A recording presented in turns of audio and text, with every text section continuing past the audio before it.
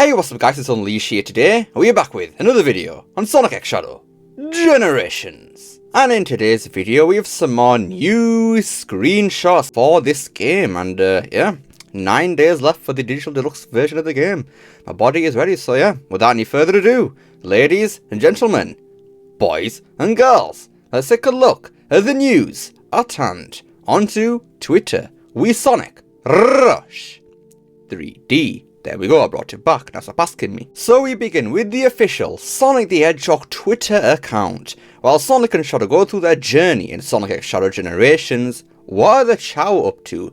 Join the Sonic Chow and Shadow Chow on a special journey by the man himself, Ian Flynn. The Sonic X Shadow Generations X Chow manga. Really? Sonic X Shadow X Chow now? Bro, okay, it keeps on going now apparently. Manga releases next Friday, October 18th. So we can see the cover for it right here, and for the Chow fans out there, I mean, there you go. I mean, I personally don't really care for the Chow in the slightest. I kind of think they're a bit overrated, especially that Chow Garden, but for the people out there who actually like the Chow, there you go. So we have that Chow Tales animated series thing that's coming from the Sonic Central as well, so a lot of Chow stuff for the fans out there. There you go. Then here we have a summary of news from interviews or whatever from Sonic and all characters, so we'll start reading. A special video will be available in the game, designed to introduce newcomers to Shadow and his story. It might be a montage of main cutscenes and facts from previous installments. I like that, it's not a bad idea actually. I wonder if it'll be that Shadow 101 video on the official Sonic YouTube account right now, because I mean, that summarizes pretty much everything about Shadow, so putting that in the game wouldn't be a bad idea.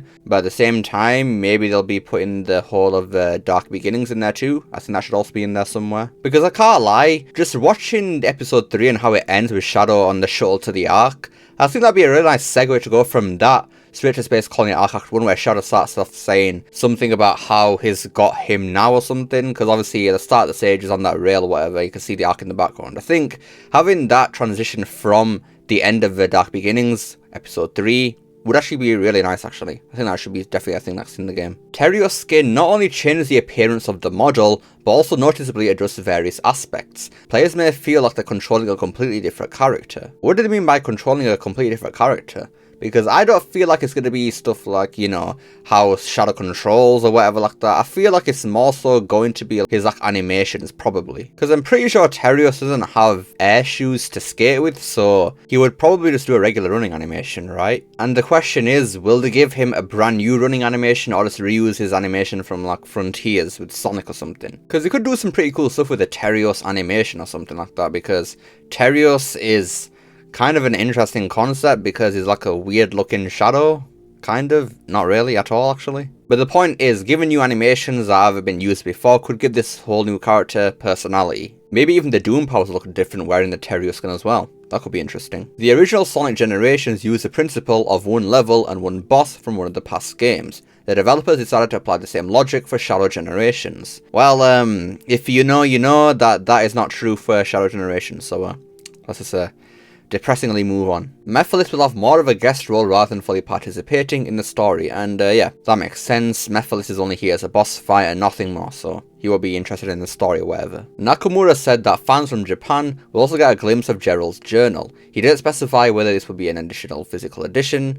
or the translated digital version inside the game that Evan Stanley mentioned. I'm pretty sure you can actually collect these pieces of the journal in the game, so technically wouldn't that be getting the journal in the game as well for the people in Japan? I don't know. He also stated that he would like to try to create more opportunities for everyone to try out the game, possibly hinting at a potential demo. I don't know how big that demo would be. Would it just be Space Colony Arc Act 1, Biolizard, and then Green Hill Act 1 and 2 from Sonic Generations? Probably. Chaos Island really has nothing to do with Shadow, but Time Eater's intervention brought the location into his adventure. Alright, so they're basically admitting that, yeah, Chaos Island is here because we want to reuse assets and make the game longer, which I'm fine with, but I'm just saying, it's not here for a story or something like that, it's just here because why not? Which is why having levels from Unleashed and Colors or whatever is still a possibility for this game, so yeah. I mean, even though I know that's not going to happen, I'm just saying, as DLC, maybe. During the initial phase of the project, the team considered remastering other games where Shadow played an important role, so SA2, Heroes, 06, and That's really about it. And they're obviously not gonna remake or remaster 06 because, well, we know why. Heroes and SA2, just give those games a remake, honestly. They're too old to be just remastered nowadays, so yeah. Generations will probably be the most easiest way to do this while giving Shadow a brand new game. Yeah, makes sense. The development of the Sonic Generations remaster and the new Shadow Generations was handled by two sub-teams, led by Shigeharu-san and several other people. And yeah, this makes sense. You don't want people remastering a game on the same team as making a brand new game because that makes zero sense. So split it up, yeah, makes sense. In neither interview did the developers give the approximate length of Shadow's campaign, only indicating that it is roughly equal to Sonic's campaign. According to Sonic Generations' data and How Long to Beat playthrough metering service, both campaigns should take about 12 hours to complete, including additional side quests. And yeah, we've heard this information before. Shadow Gens and Sonic Gens are basically the same length. The current level of workload for the team isn't that huge, despite the abundance of content on the franchise each year. This is due to the fact that various teams, departments, and even companies are now responsible for different forms of content, whereas in the past, Sonic Team alone was predominantly responsible for the sheer volume of releases. And yeah, there you go. The Sonic franchise can put out games every single year,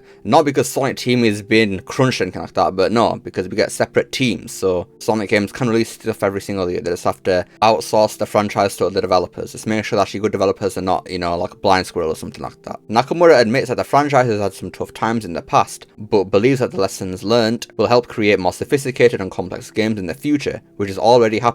Well, let's just hope that it's more complex than, you know, boosting a straight line, homie attack chains and rails, and maybe a couple dash rings here and there. Anyways, next tweet right here from Sonic Gam03. Sonic X Shadow Generation is in the top 3 in pre-orders on PlayStation. And yeah, we can see it right here, the PlayStation version of Sonic X Shadow Generations in the US is number 3, right behind Call of Duty Black Ops, because of course it is. And surprisingly, it is the digital deluxe version of the game, so I guess showing off that Shadow DLC for the movie or whatever in the state of play got people to copy it then. Alright, I mean, good marketing on you, Sega.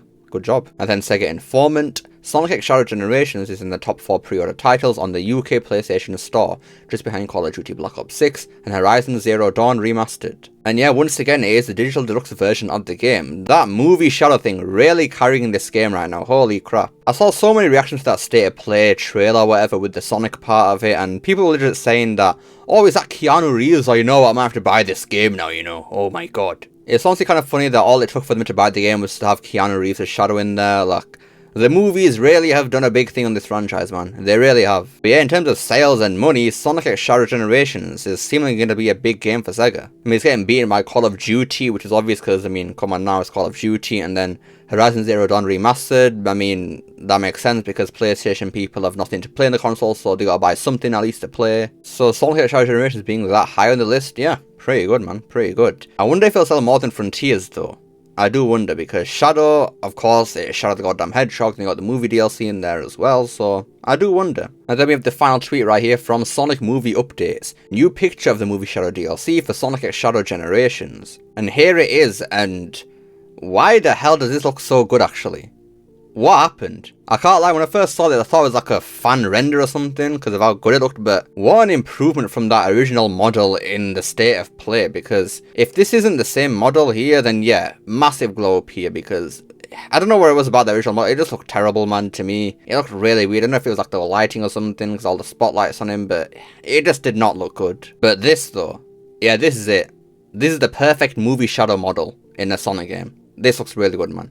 Can't really complain about this. This is good. Anyways, that's about it for today's video then. So yeah, Sonic X Shadow Generations' pre-orders are seeming pretty good right now. We're getting that Chao manga that I don't care about, but some people probably do. And the movie Shadow skin thing is looking so much better than it was before. And the game releases in 9 days. There you go. Oh yeah. But let me know what you guys think of this news. Do you think that the new movie Shadow skin is looking a lot better or not? Let me know down below. Love to see what you guys have to say. I hope you enjoyed this video. Don't forget to like, share, subscribe, especially the last one. Don't forget to become unleashed by hitting that join button down below. And remember, it's not necessary. And I'll see you all next time. Peace.